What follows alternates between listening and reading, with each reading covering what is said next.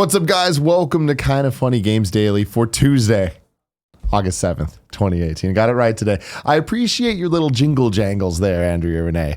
As soon as Kevin goes, audio going live, you start jingle jangling. You know what I mean? You got to give the people what they want. They've been asking for it, and you finally gave it to them. I didn't think that this microphone would pick it up that bad. Yeah, it probably didn't, but it did enough just to give Kevin that little bit of a run for his money. You know what I mean? I appreciate our coordinated look today. We didn't talk about this. Black and white bombers. Yeah, I'm into it. I feel like I'm a little too high, though, so I'm going to...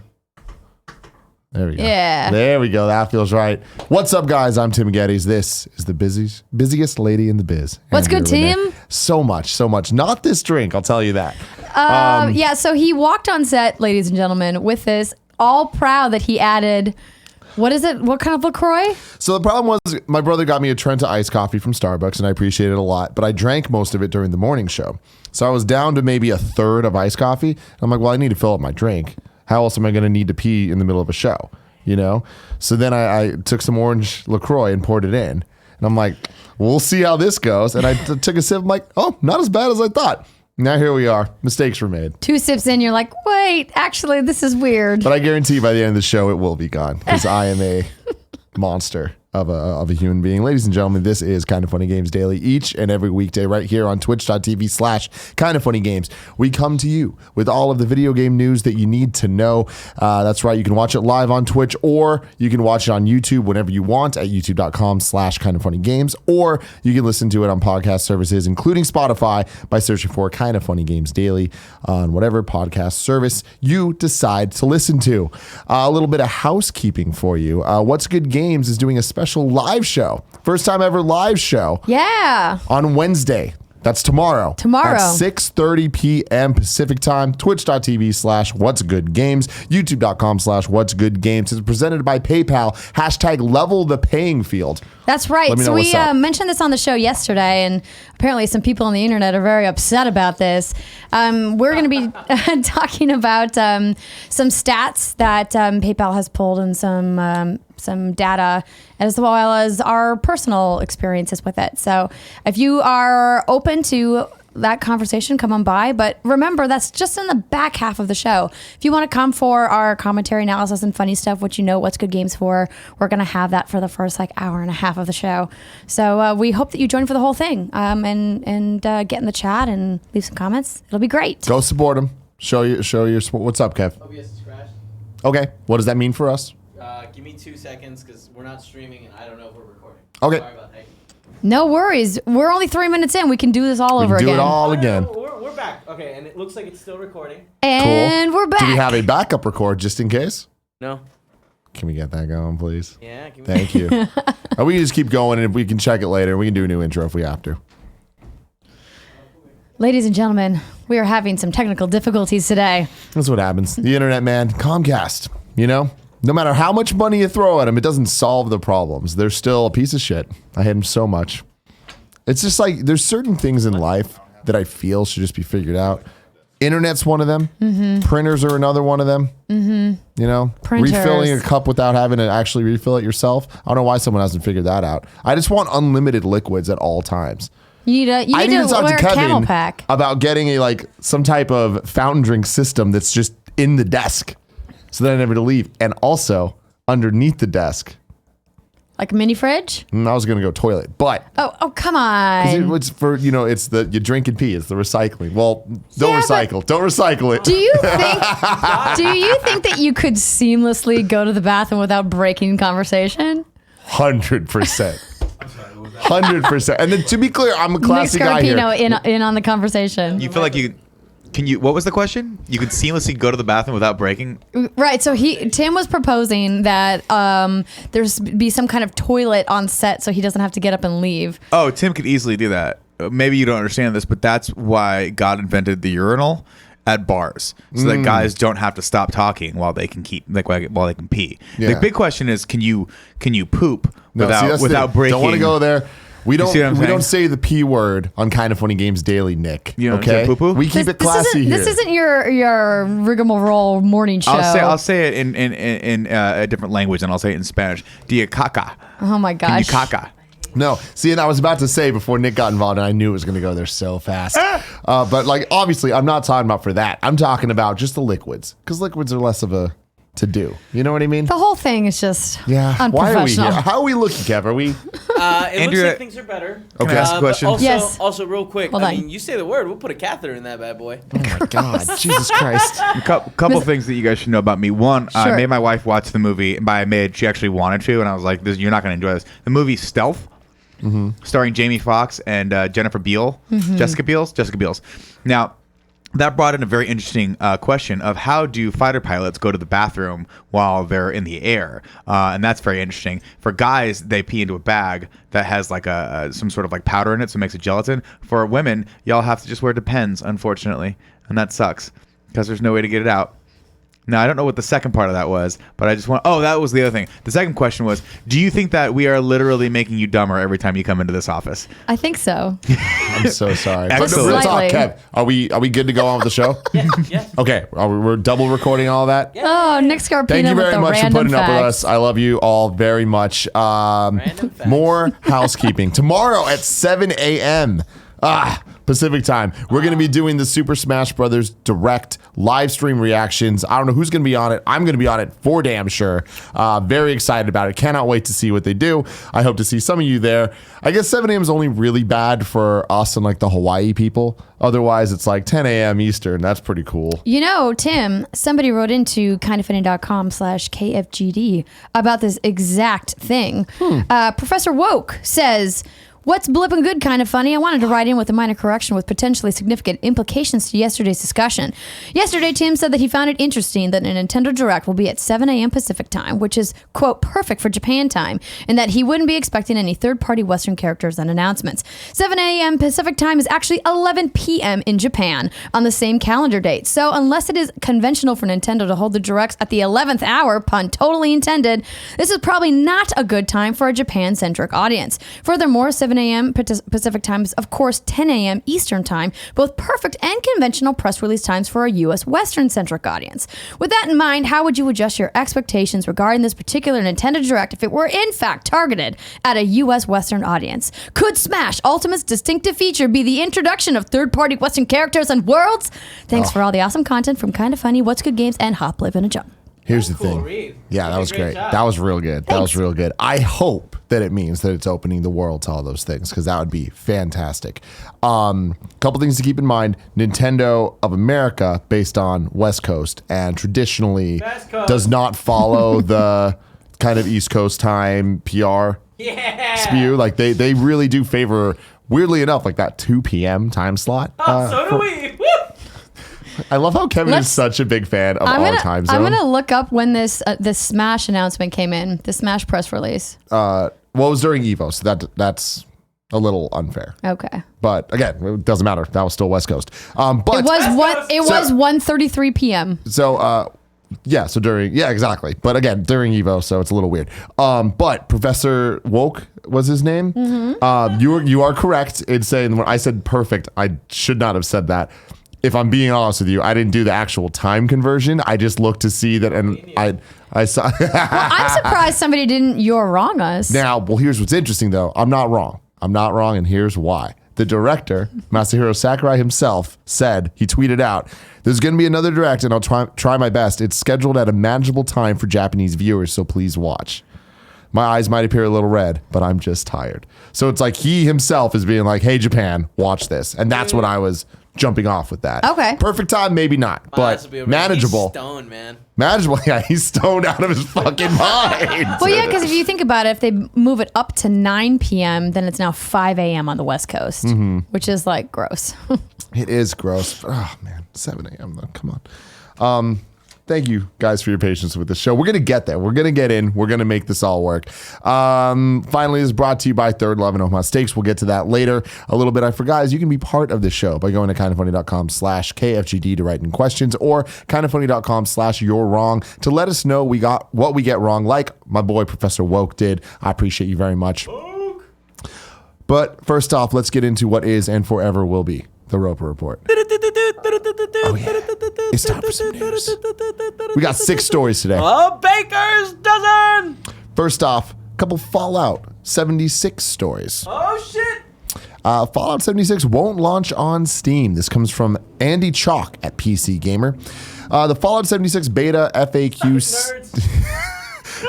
states, among other Kevin things, is like that, on fire quote, today. The beta, that's a Fallout-style acronym for a break-it-early test application, and the game will be available on Xbox One, PS4, and on PC via Bethesda.net only.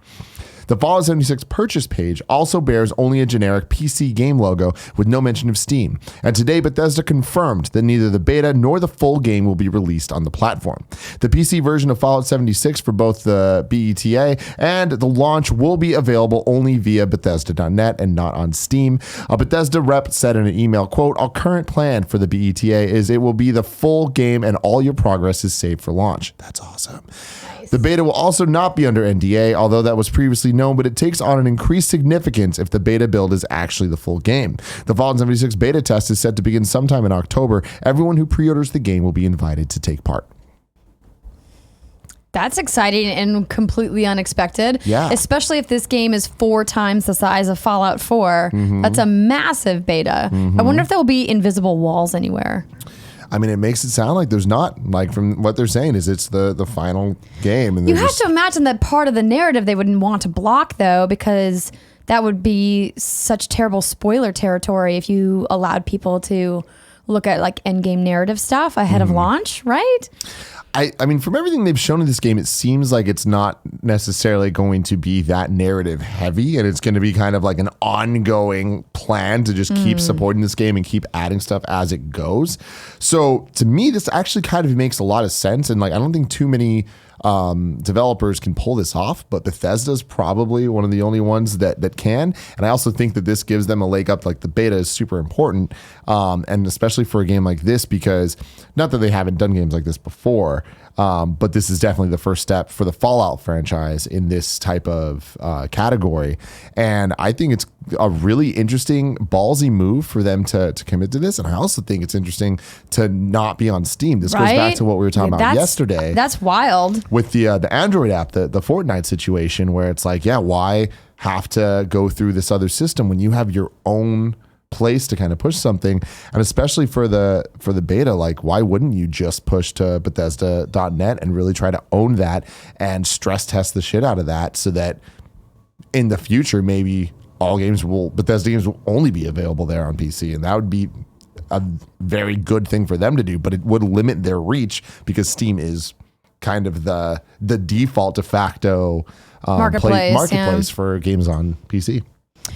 True, but I think that, Steam has had monopoly is probably a strong word. Obviously, there's still a lot of people out there who are supporting, GOG.com and a variety of other sources of places to buy PC games. But I mean, they are clearly like the king of the mountain there, right? So I would be curious to talk to one Pete Hines about this decision and why Bethesda has made it and what implications for future releases it means. So.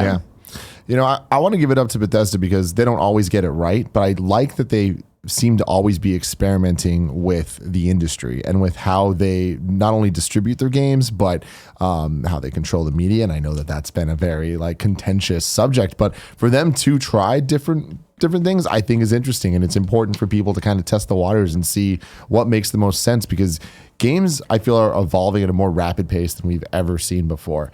Back in the day, it was so much more contingent on the graphic quality, and it's like you would compare PS1 to PS2 and talk so much about the graphics and how big the worlds are. Now it's way more about expanding genres and expanding how games can interact with people and getting more people involved with each other and being these ongoing things with patches and DLC and all this stuff. And it's I hats off to them for trying, at the very least. Heck yeah. Second news story, a little less fun. IGN allegedly plagiarized their Dead Cells review. This comes from Boomstick Gaming. IGN Dead Cells review, if you go currently there now, there's an editor's note that says, as a group of writers and creators who value our own work and that of others in the field, the editorial staff of IGN takes plagiarism very seriously.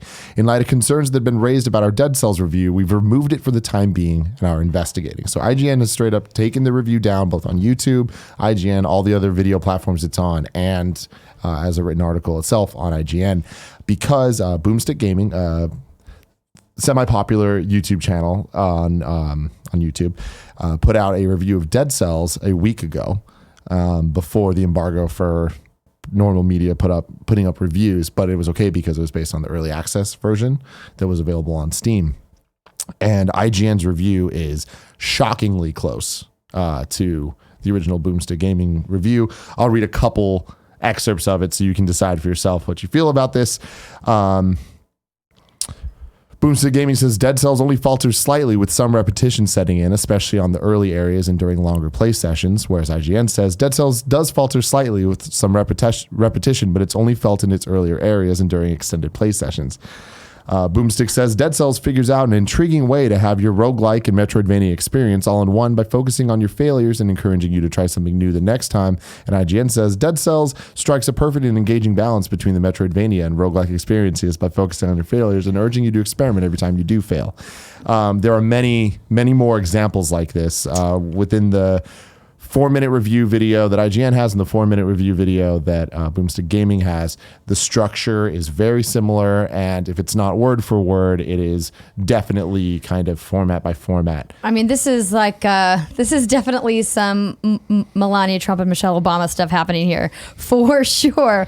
So he went to Reddit and said, what do I do about this? You know, the guy who made the review. And there is a side-by-side video comparison if you want to watch it all for yourself. And some other people have already, weighed in on the issue, people like Jim Sterling and a bunch of other people. A lot of you wrote in to KFGD about this, but we did pull just a couple of your questions since a lot of them were very similar. Dr. Funder says, hey, Tim and Andrea, in the recent weeks, there's been a significant amount of discussion between some games media and gamers about the lack of new thought and opinions in games journalism and how much of it revolves around the same few talking points. While I don't necessarily agree with this sentiment, I bring this up because of the controversy yesterday between IGN and Boomstick Gaming and their Dead Cells review. Do you think that this was a case of plagiarism or just a coincidence because much of game reviewing does center around the same talking points? Do YouTubers such as yourself now have to be hyper vigilant for larger game media organizations copying their ideas, or do larger sites such as IGN have to search out a larger diversity of thought and opinions when it comes to game reviews? Thanks, guys, and have a great Tuesday.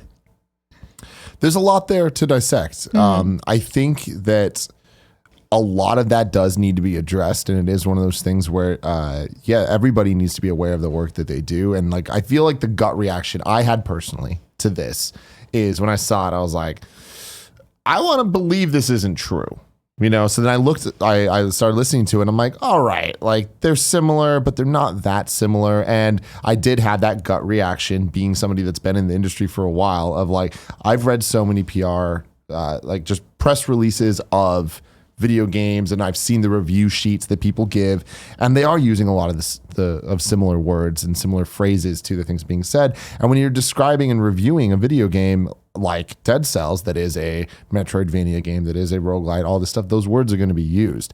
So I was like, okay, like this could just be a coincidence. But then as it goes on, it just becomes more and more clear that it's like, no, it's things like specific words being used and formatting and things that I'm like, these ideas are not so unique. Like they are not, sorry, the opposite of unique. They're not so general. It's like these are very unique statements being made. Right. So me personally, I find it very hard to believe that this was not a case of plagiarism. I do think that IGN handled this extremely well so far as of recording this now Tuesday morning, the day after this happened.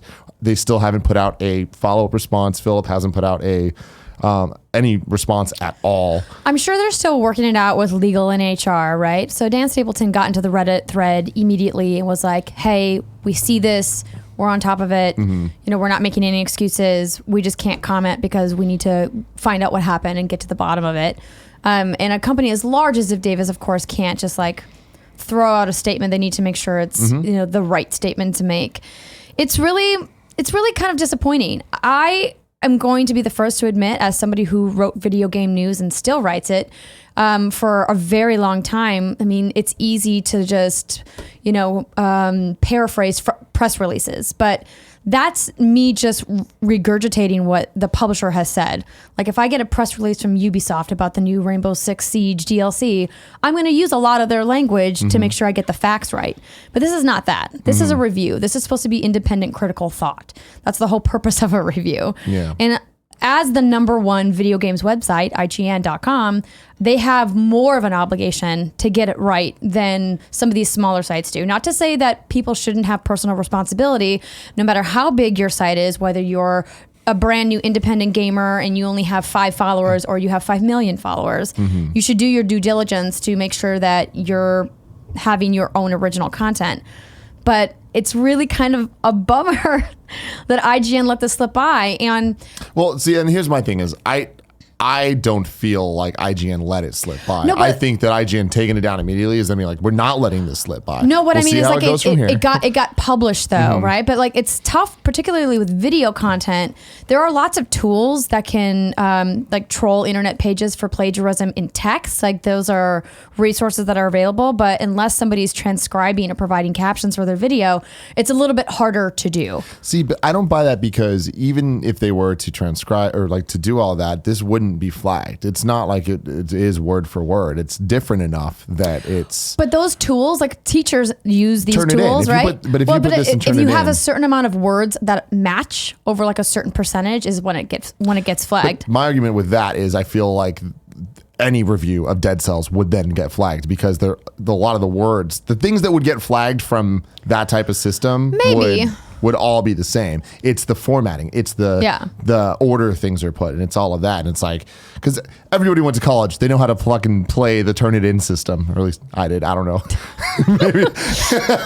But I feel like IGN is in such a shitty spot right here, because the IGN is not one person. It is a bunch of different people. And for one person to make a mistake and fuck this up, it affects everybody. And I'm happy that this seems like the type of situation that there could be a very clear way and to find evidence that he is guilty of doing this. Because if you just look back through his work computer on internet searches, did he look at this other guy's video? Like there's ways to find it and to be like, yep, undeniably that's a thing then. But there's other ways, like maybe he did it on a personal laptop, or maybe there's some other stuff that we won't be able to find actual evidence of it. Well, I hope he would be honest with his employer about what happened. Absolutely. Because it's going to forever smear his reputation.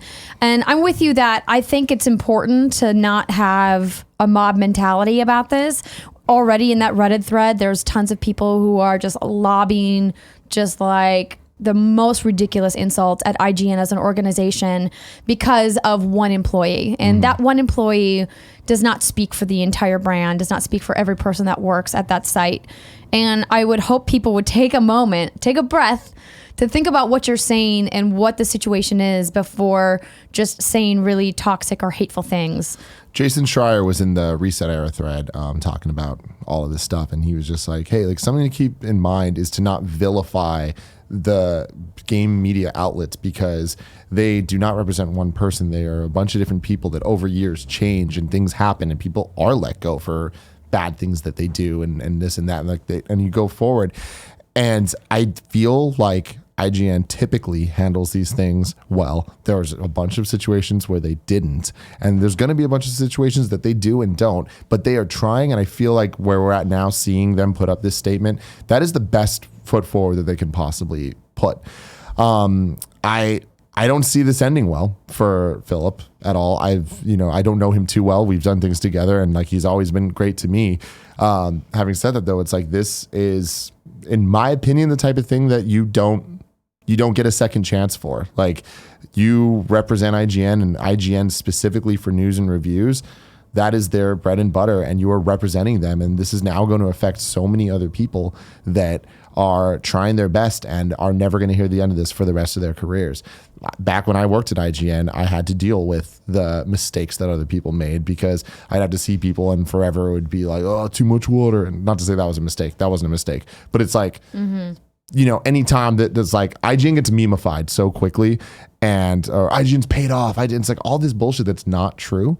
But then all the people that are doing great work have to deal with all of that, you know? Yeah, Fox McCloud wrote in and says, I'm not here to ask if you believe he's guilty of plagiarism or not. I want to know your opinion on how this event changes the perception the fans have of IGN and on plagiarism in general. Does the mere accusation of plagiarism hurt the site's credibility enough to where fans can't fully trust IGN anymore? If so, what would IGN need to do to recover their image?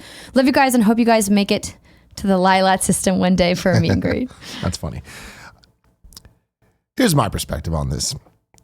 I think it does obviously affect how people see IGN. I don't think it affects how this isn't going to stop people from looking at IGN reviews. It's not going to stop IGN from being number one. It's not even going to take them down a peg. The majority of IGN viewers are people that come from Google because they're searching for Call of Duty review, Halo review, Madden review, whatever it is. Maybe not Madden, but these like big games are like, you know, best Switch games, best PS4 games, and like they get in from Google. There are a ton of people that visit IGN on the day-to-day that know the personalities, that know all the people. And unfortunately, I feel like this type of situation affects those people most. It affects the people that are on Reset Era. It affects the people that write into Kind of Funny Games Daily, where they are going to be tarnished and they are going to think about IGN negatively from all of this stuff. And there's, with that, those are the people with opinions. And with that, it gets to be a dangerous situation because they'll act. And as we've seen on the internet, usually if you have something nice to say, you're not going to go out and tell somebody it. But when you have something mean to say, you're going to go do it. And that's why I am so sorry for Pear and all of them over there that need to deal with this now, because I'm sure that their Twitter mentions are just going to be a cesspool of hate. Yeah. When I know that they're working their hardest to figure this out and make things right, because they do care. They care so much about their credibility. And for how many times have people said, oh, IGN's paid off this or that, or GameSpot's paid off, or this person's paid off? And it's like, where's the evidence of this? You know, where are we seeing that happen? We're not. Yeah. So I think it's also interesting with IGN that they had a plagiarism issue a couple years ago, like 2 years ago on the video side at E3, I guess it was last year, where someone from IGN UK that I don't know personally made a video that was ridiculously similar to Steven Suptic from Sugar Pine 7's style of video right when that was getting really famous. And I remember looking at that and being extremely offended, because I was so proud of what Steven created with this style, and to see them at that moment of inception of it like blowing up, to see a big company like IGN run that video, and that video is still up to this day. And I personally do not think IGN handled that correctly, but there is a big difference because IGN isn't known for comedy videos. It's still plagiarism, and they should not have fucking done that. But the stakes are so much higher when it's reviews and when it's news, because that is the credibility IGN's known for. And that stuff needs to be handled in a very different way, where you can't just sweep this under the rug. Like, there needs to be a real series of events that happen that prove that this is being looked into and proven one way or another. Well, I mean, their Metacritic status could be at risk if it's found that they have multiple reviews that have been plagiarized, right? Mm-hmm. And being on Metacritic is incredibly important for major sites, for any site, because it gives you almost carte blanche access to almost review code anywhere. Yeah. And it's going to be interesting to see how this plays out. I have no doubt that they're going to handle it the right way. Like you already said, and just to echo that there's a great management staff over there. They have, really great leadership. And I think that it's going to come out that they are going to make the right call. I have faith. Yeah, me too. And I really hope they do. Third story. OctoPath Traveler is a huge success. This comes from the Wall Street Journal. Wall Street Journal reporter Takahashi Mochizuki was at a Square Enix earnings conference today and tweeted a couple things that he had translated from interview he did. Sales are stronger than the firm's pre-sales forecast, and they exceeded expectations, especially in the US and Europe. There was a higher than average ratio of download version versus packaged. Interesting. And when asked on the analysis on the success of it, they said that there's more appreciation to JRPG in recent years, and that game design that appeals to old Square Enix game fans, new elements including HD 2D, attractive characters, and etc. are all contributing to that. When asked if you still think the Switch is a good platform for middle-range games, they said yes. And when asked when can we expect more of similar games from you, they said yes. And on what platforms? OctoPath is Switch exclusive, but where appropriate for forthcoming ones.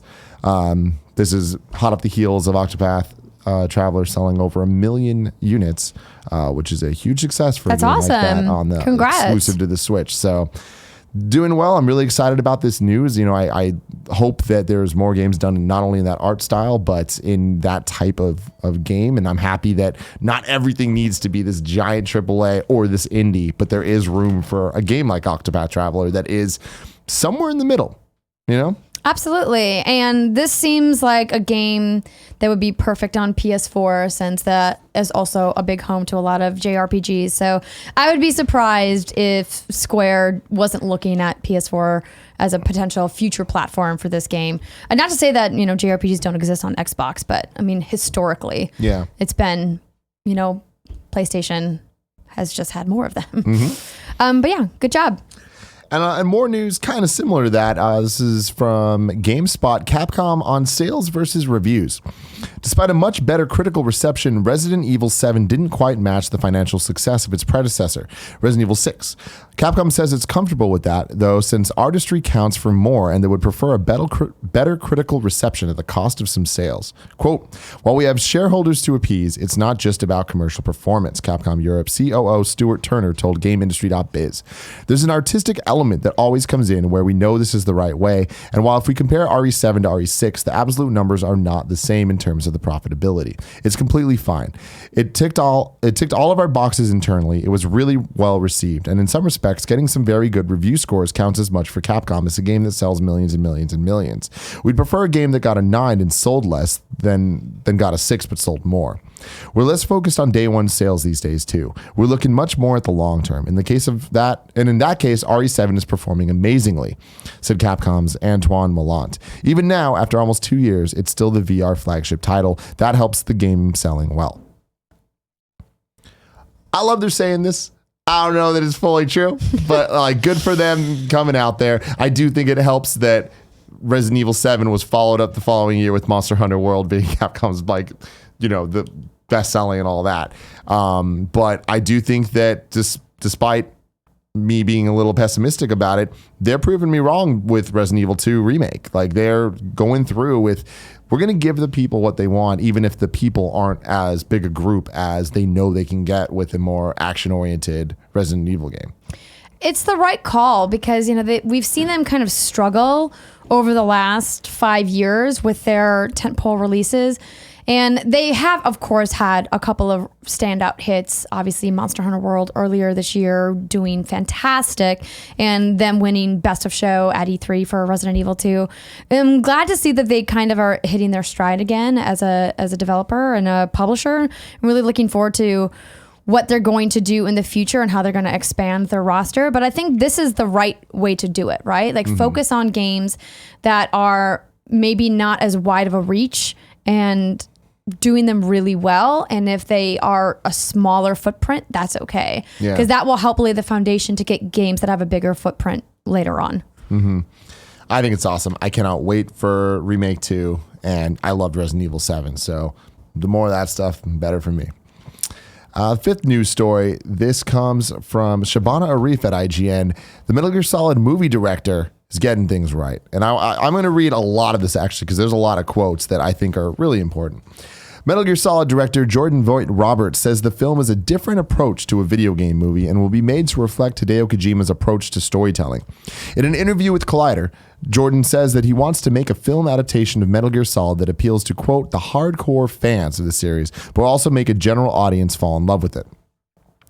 Quote, even if I wasn't involved in this movie, I would read the script and say, holy shit. It represents a different approach to a video game movie. It represents a different approach to how a 3-act structure is put on screen. As well as Snake and Big Boss, Voight Roberts plans to expand the cast with a number of other characters, saying that these two figureheads of the franchise define themselves based on the relationships of the people around them.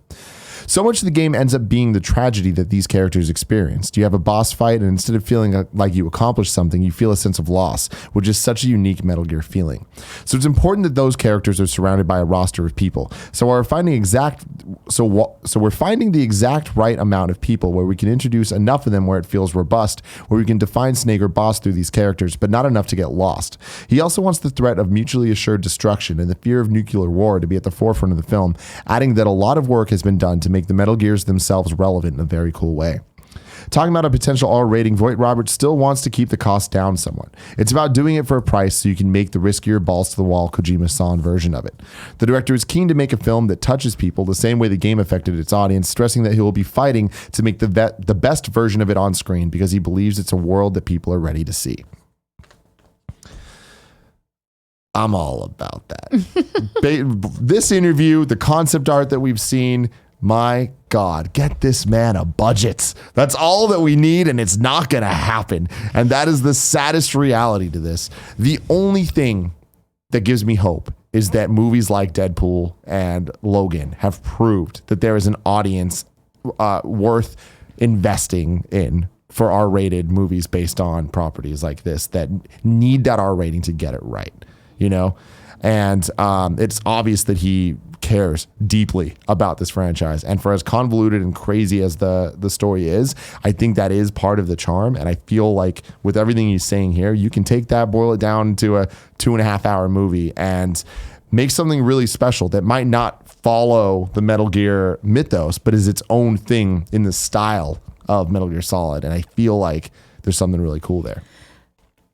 I agree with you that I think there could be something really cool there, but this is a really kind of divisive idea because with any kind of IP that has a rabid fan base, there's going to be that group that wants it to like stay true to canon, stay true to the original. And then there'll be people who are just like casual fans who are like, oh, maybe I heard that, but it's a cool action flick, so I'll go watch it. Mm-hmm. Right. And there's no way to please them both. And especially with a property like Metal Gear, that's not something that is incredibly widespread like the Marvel characters are. I think the fact that Deadpool was in the X-Men universe, in the Marvel movies, helped that franchise get off the ground, right? Like because he was introduced. Like how are we going to sell this to an audience that has never heard of Metal Gear Solid before, right? I would argue that Metal Gear is more, especially was before the movies, more well known than Deadpool, but I feel like Deadpool had the magic factor of Ryan Reynolds pushing it so much and believing in it so much. So I think this is a similar situation of Jordan Voight Roberts believing in it and pushing it. There is the difference that Jordan and Ryan Reynolds are not on the same tier in terms of how well known they are, but coming off of Kong Skull Island, like he is a known entity in the blockbuster film world. And I feel like this is the type of thing where despite what people might think of that movie one way or the other, I think that this is the type of project that wouldn't necessarily be an action movie. It would be more character driven, and it would be more like we'd rather get this right than have this kind of try to appeal to as many people as possible. Then you won't get budget. Yeah, I know.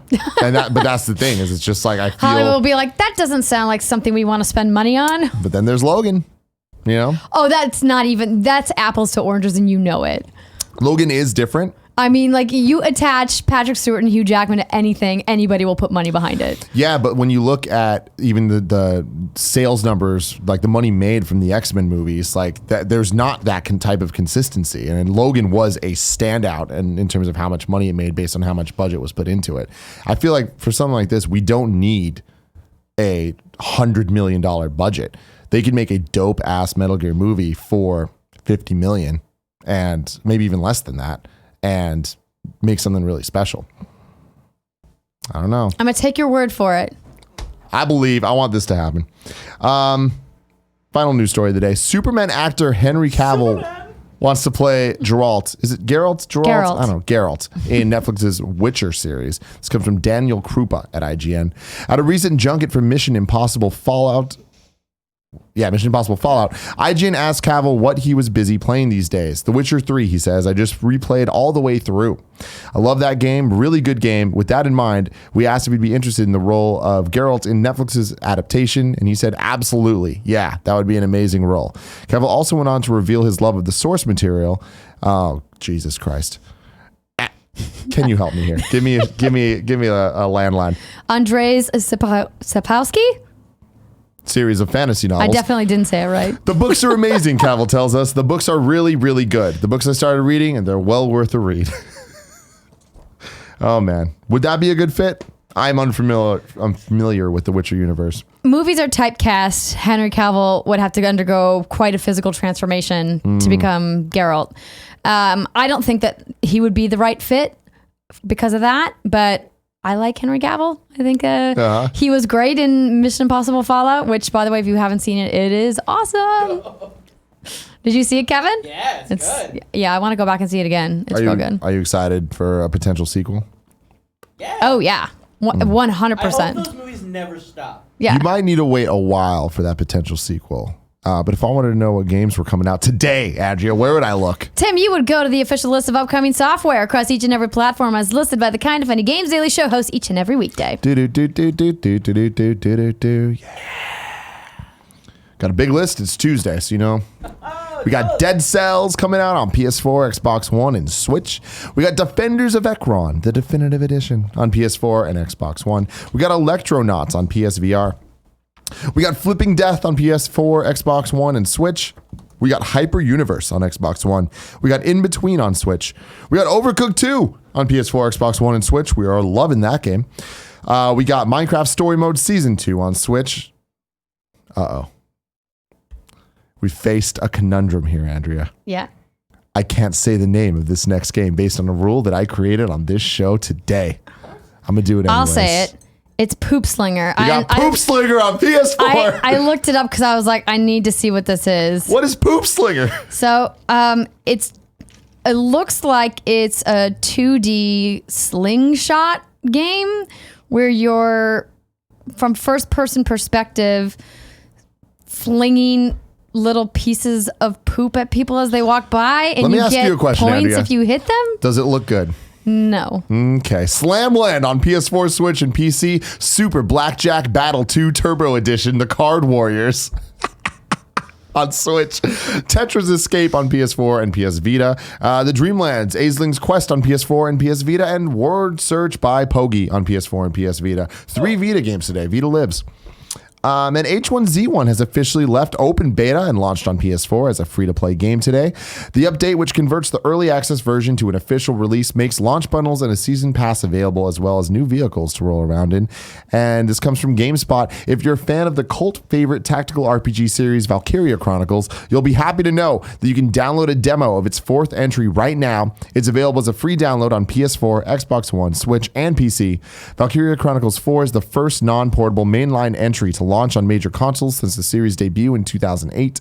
The demo allows you to play through the prologue up until the end of its 2nd chapter. According to Sega, this amounts to around 2 or so hours of gameplay, and any progress you make is transferable to the final game. So any customization options and lasting consequences you make, like dead comrades, will follow you should you choose to allow it. I love this. I love this trend of demos and betas going on. Octopath Traveler did it as well. It's just such an awesome move.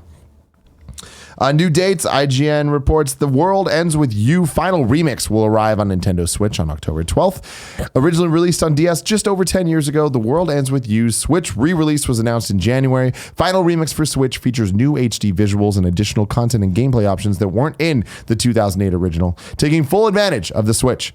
Final Remix will allow players to use either the touchscreen or Joy-Cons as control options, and additionally, Final Remix includes a new 2-player co-op mode. I'm very excited for more people to play that game. It's time for reader mail, but let me tell you, Andrea, it's brought to you by Third Love. We are talking bras for the modern woman. All right, perfect fit, most sizes of any brand. Third Love just added 24 new sizes, making them the industry leader with a total of 70 sizes. I said it yesterday and I'll say it again. That's a lot of sizes. I was surprised to know there was that much variation going on.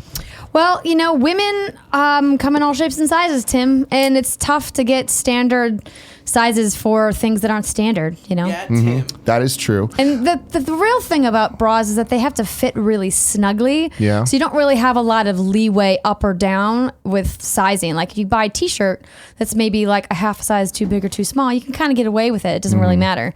Bras, nah, man, you're going to be chasing those straps all day long. You need that perfect fit. Speaking of the straps and speaking of getting the perfect fit, Gia Tab Harris, my beautiful girlfriend, she is a half size. And so she was happy to know that she could find the exact size that she needed. And she found a bra that was convertible into strapless. And she said it's chic and simple. I never really knew how to spell chic until she texted me this. How would you think you spell it? Because if it's CHIC, you'd be correct. Otherwise, you're wrong.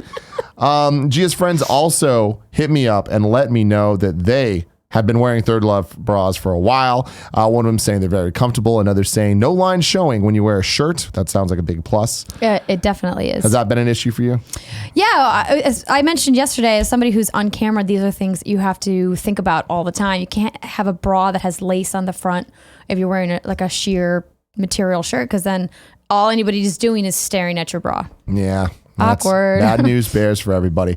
And they have pretty ones too. I have a basic nude one that's pretty invisible under most clothes, but I also have like a lacy black one that's sexy and guys like it. So that's fun for you. And then another one of my friends says, I have the nude one too, and I really love it. So there you go. That's some real world testimonials from people that have just actively been using Third Love. Now G is using Third Love. Everybody's using Third Love. Well, and just so everybody knows, they also have underwear, sleepwear, and bodysuits. And they really care about comfort and quality. There's tagless labels, so there's no itching. I'm a big fan of the tagless labels. There's been a big shift recently in all clothes for this, and I support it. There's a fit guarantee. Third Love guarantees a perfect fit. Returns and exchanges are free and easy. Third Love knows there's a perfect bra for everyone. So right now they're offering listeners 15% off your first order. You can go to thirdlove.com/games now to find your perfect fitting bra and get 15% off your first purchase. That's thirdlove.com/games for 50% off. thirdlove.com/games. Third Love. Wear your bras. And now Omaha Steaks. You heard us talk about them many, many times before. We are very big fans of the meat that they send us. Kevin, what's your favorite thing about Omaha Steaks? Oh my God. The country fried steaks. Country fried steaks? They're damn good. I eat those things like cookies. Mm-hmm. Like cookies. Yeah, one time I made like 6 of them, and I just had them on a plate. How do you make them? I have some in my freezer, and I was like, do you just bake them? Yeah, no, it says on there, throw it in the oven. I can't remember the temperature, but you leave it in there for like 15 minutes. Oh no, Wait my till it husband gets threw crunchy. away all of the instructions that came with it. Yeah, it's like, hey, figure it out. You know what I mean? Sure, if you tweeted at Omaha Steaks, they would tell you. They would tell me? They Okay, will let good you call. know. Great social media. Omaha Steaks offers everything to satisfy your grilling needs. All the highest quality cuts with one-of-a-kind flavor. All beef is USDA inspected for quality and aged for 21 days to unlock the full flavor of tenderness of the cuts. And here's the thing. Who doesn't love meat? You know what I mean? Besides Paula Coelho. But that's an issue that we'll have to deal with another day. They got all the best cuts of beef, bison from the Golden Plains, globally sourced and frozen fresh seafood from the world's port seafood. Whole bunch of great stuff here. Right now, Omaha Steaks is giving a limited time offer to our listeners for the summer. Go to omahasteaks.com, type KF Games in the search bar, and you can get this Omaha Steaks Grill Ready Collection for only $39.99. That's 80% off, and let me tell you what you will get. You got 2 tender filet mignons, 2 beefy top sirloins, 4 juicy boneless pork chops, 4 boneless chicken breasts, 4 all beef Omaha Steak burgers, 4 traditional kielbasa sausages, 4 award-winning gourmet jumbo franks, 1 Omaha Steak seasoning packet, plus get 4 made from scratch caramel apple tartlets for free. Those things are delish. #delish.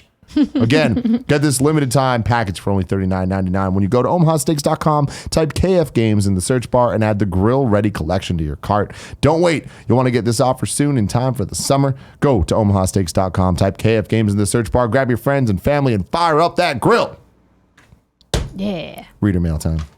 Let's do it. Where do we want to start? Ty Harrington.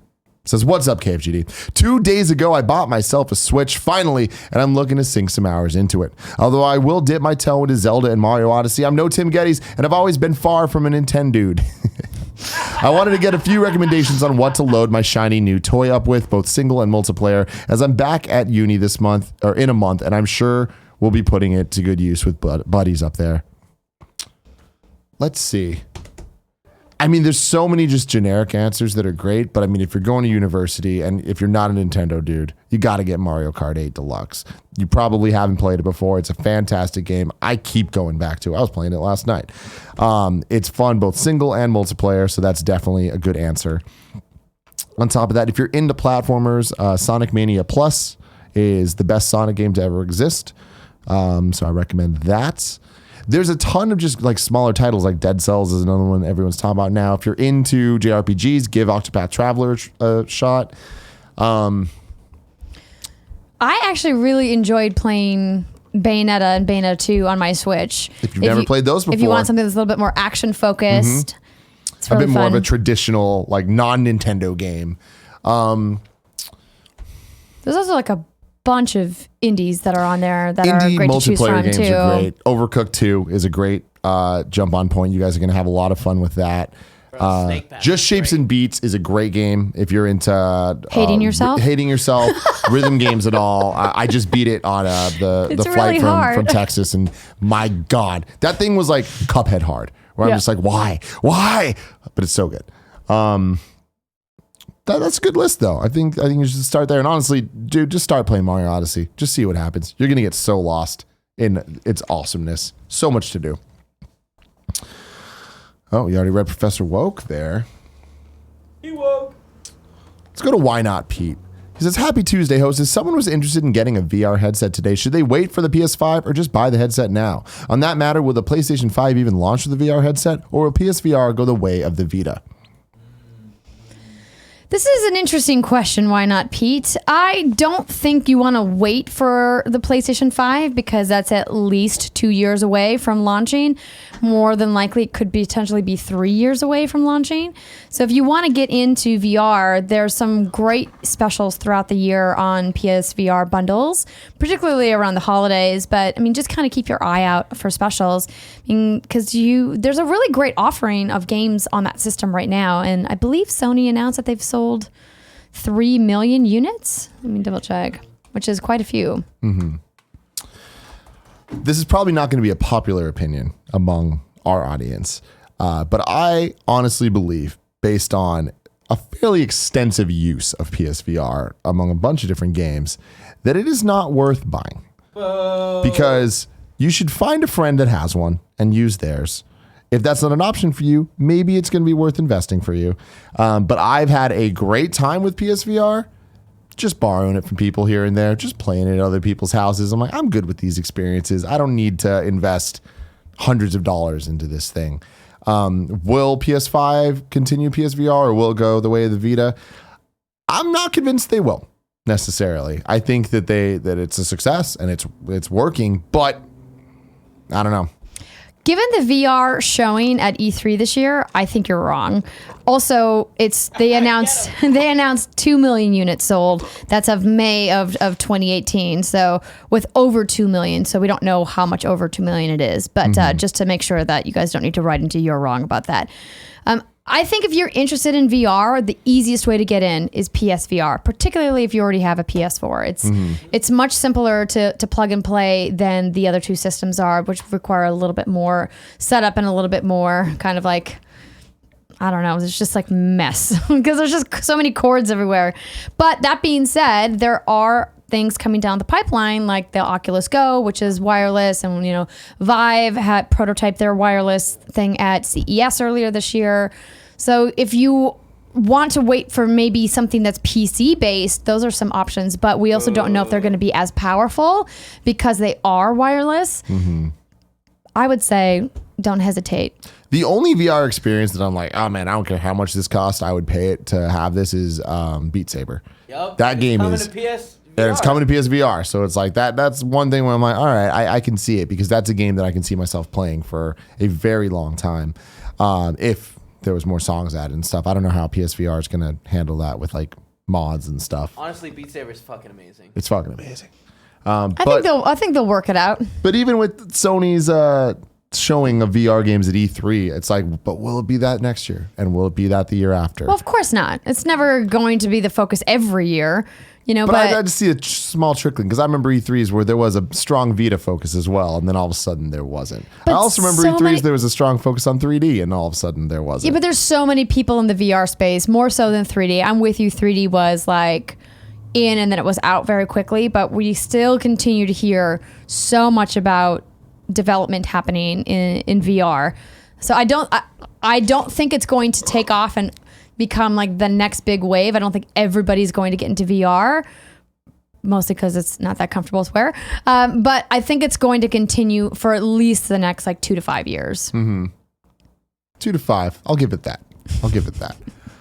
Marc Lopez says, hey, Tim and Andrea, Madden 19 is officially out for the Hall of Fame edition. However, last week, people who had the game thanks to EA Access noticed something off about Madden.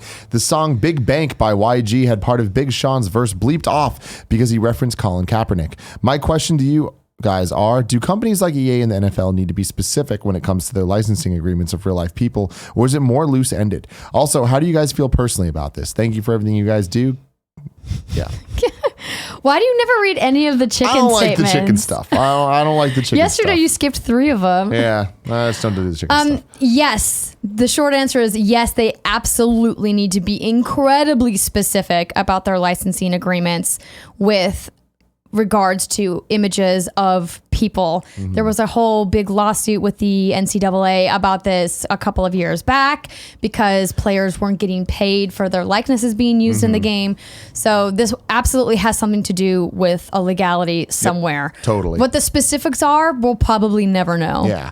I mean, I feel like it's not too hard to put it together about what the specifics are. Yeah. I'm sure the NFL was like, if you're going to use us in your game, you're not mentioning him in any way positive or whatever. And it's like, all right, that sucks. My opinion on it, that sucks. Like, it's ridiculous that the whole Colin Kaepernick thing is ridiculous when it comes to how the NFL is treated at all and how much they've gotten away with it. It's embarrassing. It is. It's fucking embarrassing. But that's it. Luke Shot First says, what's up, Tim and Andrea? Just want to say it was awesome meeting you guys at prom. What an amazing night that was. Yes, it was. This week, Niantic said they were going to launch PvP in Pokemon Go by the end of 2018. Fans have speculated that they might change the combat style for a while to make PvP more interesting than just tapping over and over again.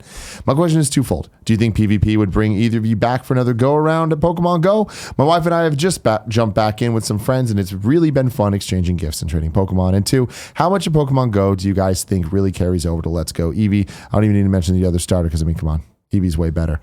Oh, I love you, Luke Shot First. You are absolutely correct. I'm afraid that with the popularity of Pokemon Go and its widespread fan base, that the Let's Go games are going to feel hollow and not hold true to the awesome in-depth battle systems and strategies that I love about the Pokemon core games. Thoughts? P.S. Love everything you guys do. I missed my games daily so much last week. I'll start with 2 since I don't really play a lot of Pokemon Go. I think that your fears are well-founded and that I hope you manage your expectations for the Let's Go games based off what we saw at E3. It clearly isn't going to be as robust as like a true Pokemon RPG from the main series. We got that coming next year. They've already said that. Like, anybody expecting a like true quote-unquote hardcore Pokemon game in Let's Go, they're not getting that. The branding is obvious with what they're trying to do here. There's nothing that could really get me back into Pokemon Go. The PvP stuff doesn't really interest me. It could have back then, but definitely not now. Having said that, Pokemon Let's Go Pikachu and Eevee, I wonder how deep the connection is going to be and if that will entice me in any way to pull out my phone or do something with my phone to train the Pokemon, whatever.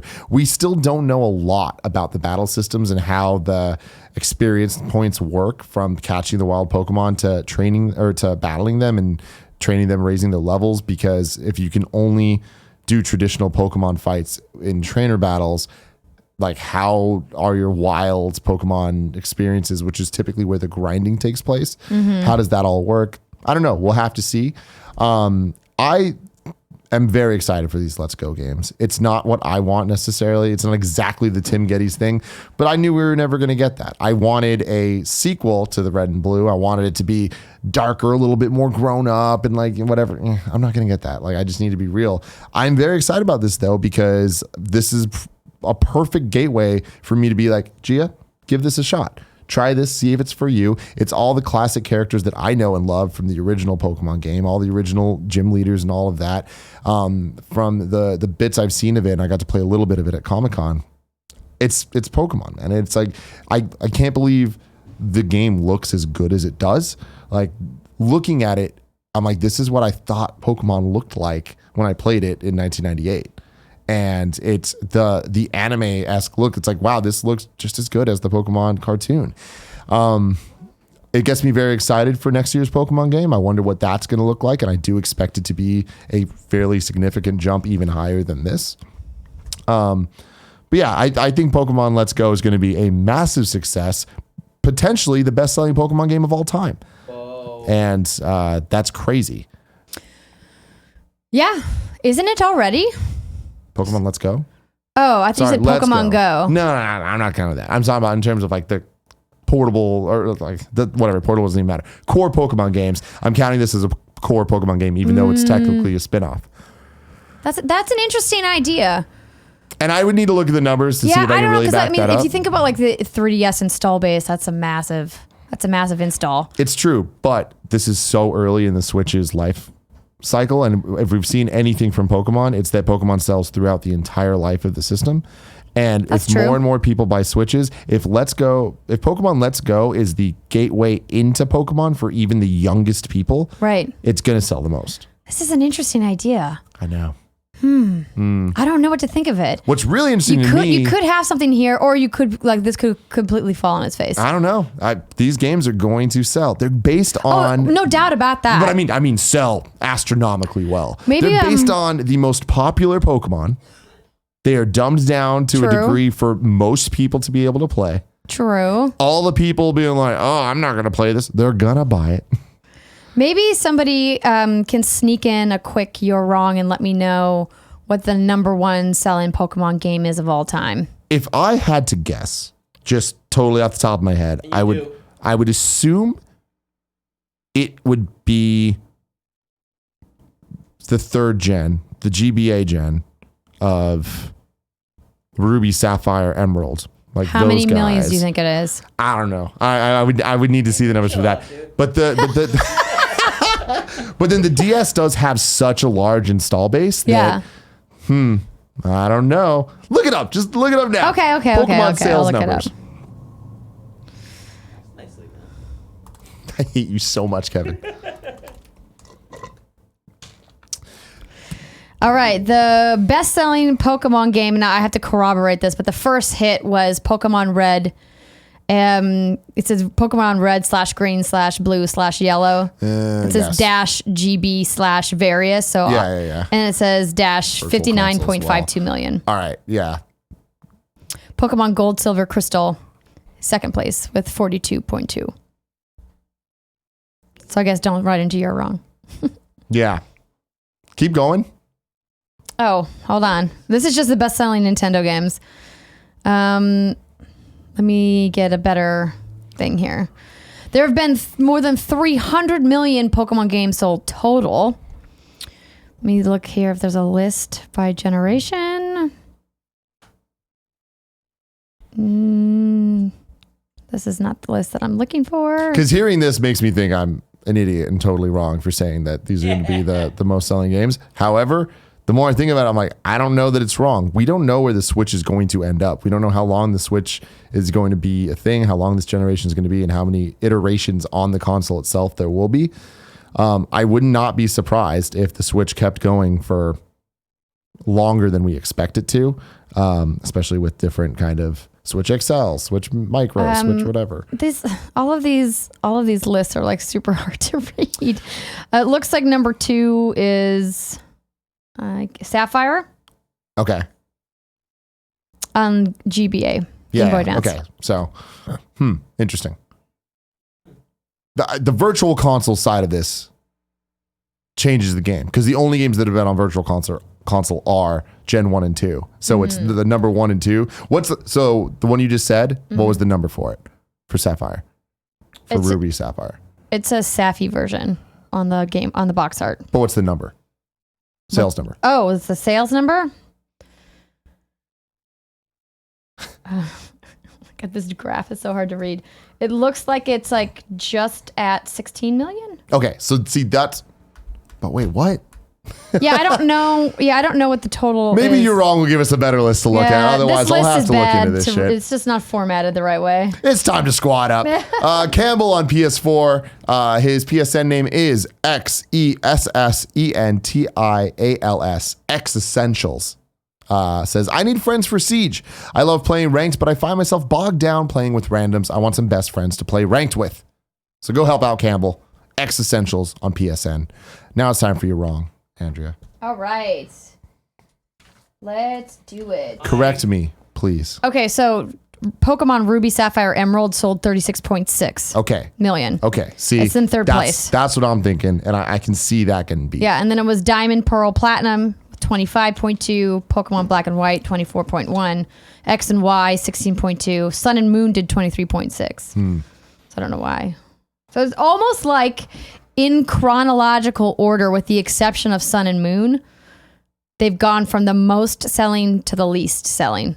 Well, so that just makes, the longer they're out, they just keep going. Correct. So they keep growing. So I might be wrong, because then if the old ones just keep selling more, Let's Go Pikachu and Eevee could never beat them.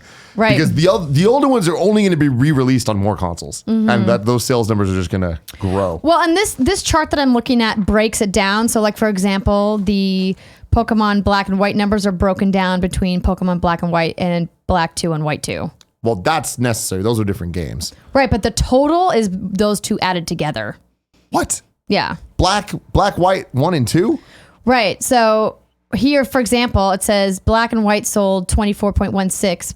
Black and White by itself sold 15.6. Pokemon Black and White, Black 2 and White 2 sold 8.5. So together, they sold 24.1. Shenanigans. That's shenanigans. I don't like that. like Pokemon Red, Blue, Yellow. Sure, those are the same game with minor differences. If we were to isolate these, the number one selling Pokemon game standalone was Pokemon Red, Green, and Blue, released in 1996 with 31.3 million. Yes, standalone. Why does that count as one game? I don't know, because they have Pokemon Yellow, Pokemon Fire Red and Leaf Green, and Pokemon Red, Green, Blue, and Yellow all listed under one. So that's how we got that astronomical number earlier. 59.5. Yeah. Oh, what a disaster! They're even counting like remakes. I should have found this. I should have found this list first. So by this list, number 2 of all time is Pokemon Gold and Silver with 23.1. I say shenanigans. No, that's okay. I'm okay with that. Number 3 is Pokemon Diamond and Pearl. Interesting. Yeah. You got you wrong? I got you wrong. Here we go. On today's morning show, this is a morning show, you're wrong, that doesn't count. Get out of here, Arif, Lord. It was just about Tim mentioning that there would be 6 Spider-Man movies, including Venom. Actually, there would be 7. How? Spider-Man 1 through 3 from Rami. Amazing Spider-Man 1 and 2. Spider-Man Homecoming, and then Venom. We said we're not including MCU movies, you punk ass bitch. Oh, shit. Tim. Sorry. I need to pee so bad. I'm going to pee. Sorry. I told you guys. Ignacio Rojas admitted he did not bring up Rule 16 during the Evo drama yesterday. Thank you. I knew it. Lord of Pone says Nintendo was the publisher for Octopath Traveler outside of Japan, so it would be very unlikely to come to PS4. Not necessarily. I would wonder if there's been a history for that. If Nintendo was a publisher, switched, and somebody else published it. Maybe. We're at the very final minutes. Tim had to go pee. Yeah. You couldn't wait 1 minute? No. God. Lord He's of falling apart at the seams. Lord of Pome, thank you for those PSVR numbers, but I did update that during the show. Let's see here. Andrea. Yeah, I'll tell him. Correction, someone not... Wait, what? So this says a correction for Luke Shock. For someone at Niantic said the developer wants to add PvP in 2018. Not that they will add it in 2018. Just trying to keep expectations in check, as it technically has not been confirmed for this year. That's important. The game's over. Let it go. All right, ladies and gentlemen, I believe, did he do the squad up? Yeah, he did. Okay, I was looking at Pokemon numbers. Tomorrow's host is Greg and Gary. Yes, Mr. Greg Miller is back from Battle Creek, Michigan, to tell us of his time at Buffalo Wild Wings. And don't forget, tomorrow morning at 7 a.m., bright and early, Mr. Tim Geddes will be here to do live reactions to the Nintendo Direct for Smash Ultimate. I am so excited. I'm not lying. It was difficult to fall asleep last night. Really? Yeah, I'm such a fucking nerd. I don't care, man. I just love. There's nothing I love more than Smash Brothers. And for them to just be like, we're going to do a whole direct on this. I'm like, again, just keep. What did I do to deserve this? I love your enthusiasm. It's so great. I love it. And don't forget, you can join me and the rest of the What's Good Games crew tomorrow at 6:30 p.m. Pacific time. Twitch.tv/what'sgoodgames or youtube.com/what'sgoodgames for our first ever live stream show. You can spend your whole day with us tomorrow, pretty much, because from 7 to whenever, we're going to be doing the Nintendo Direct reactions. Then we got morning show at 11. Then we got Games Daily whenever that happens. Then if you're a Patreon supporter on patreon.com/kindoffunny, we're going to be doing a live Game Over Greggy show. And then once that ends, you can go right into What's Good Games doing their live stream on twitch.tv/what'sgoodgames. Wow. It's going to be great. Fun day. Did we not get anything wrong? No, I read them all already. Okay, thank you for that. Peeing, remember? Well, I know, but like that was quick. It wasn't much, though. It was just a couple things. Love it. All right. Well, till later. I love you. Bye, everybody.